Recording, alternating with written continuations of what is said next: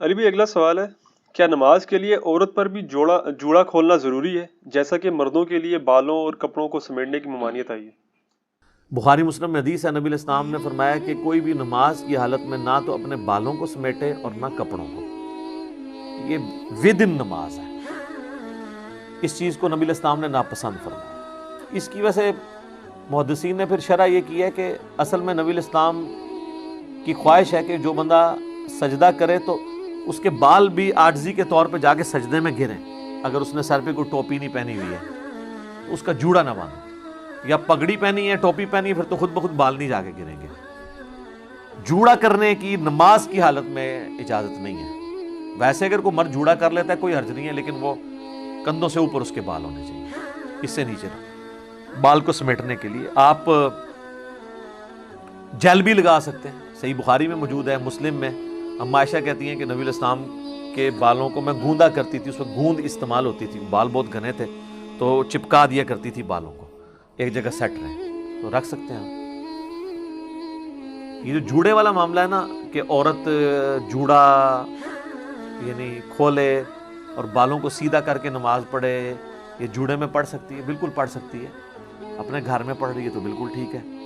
رہا public place کے اوپر اس طرح کا جوڑا بنانا کہ وہ سر پہ اس طرح ابھرا ہوا باہر سے نظر آئے، جس طرح کئی عورتیں جو ہیں وہ اپنے بالوں کو نمایاں کرنے کے لیے اپنے جسم کے نمائش کے لیے حرکت کرتی ہیں، وہ تو غلط ہے. وہ تو صحیح مسلم میں حدیث ہے نا کہ نبی علیہ السلام نے فرمایا کہ 2 اس قسم کے جہنمی ہیں جن کا عذاب میں نے بھی نہیں دیکھا، اتنا سخت عذاب ہے. ان میں سے پہلی کیٹیگری ان لوگوں کی ہے جن کے ہاتھ میں کوڑے ہیں، یعنی ویسے حکمران یا ایسے جلاد جو لوگوں کو ناحق مارتے ہیں. اور دوسری وہ عورتیں جو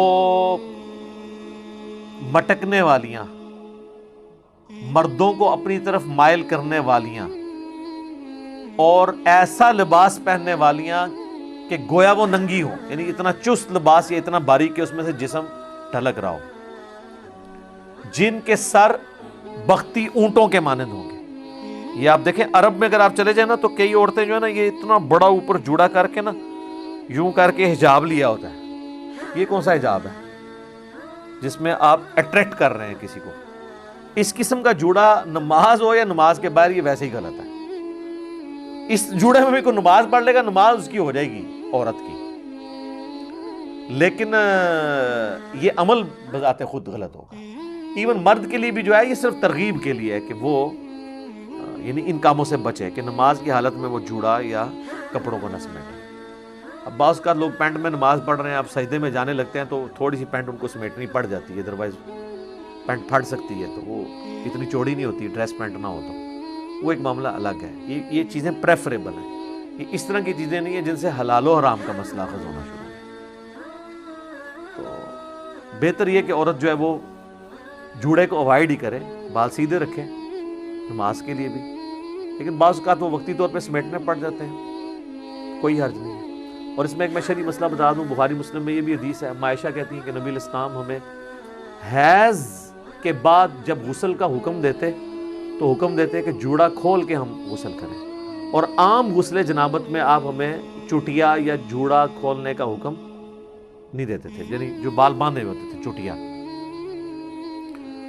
تو وہ بس چٹیا کے اوپر ہی ہم پانی بہا لیں، بس سر کی جڑ تک پانی پہنچ جائے. عورتوں کو اللہ نے یہ ثانی دی ہے کہ وہ حیض کا غسل تو بال کھول کے کریں گی، اس زمانے میں تو پانی بھی ایشو تھا، اور عام جو غسل ہے نا اس کے لیے ان کو کوئی پانی اتنا زیادہ استعمال کرنے کی ضرورت نہیں. لیکن آج کل تو ویسے ہی مسئلہ نہیں ہے، شاور ہے، پانی کھلا ہے، زمین نے اپنے خزانے اگل دیے، اب تو یہ ایشوز ہی ختم ہو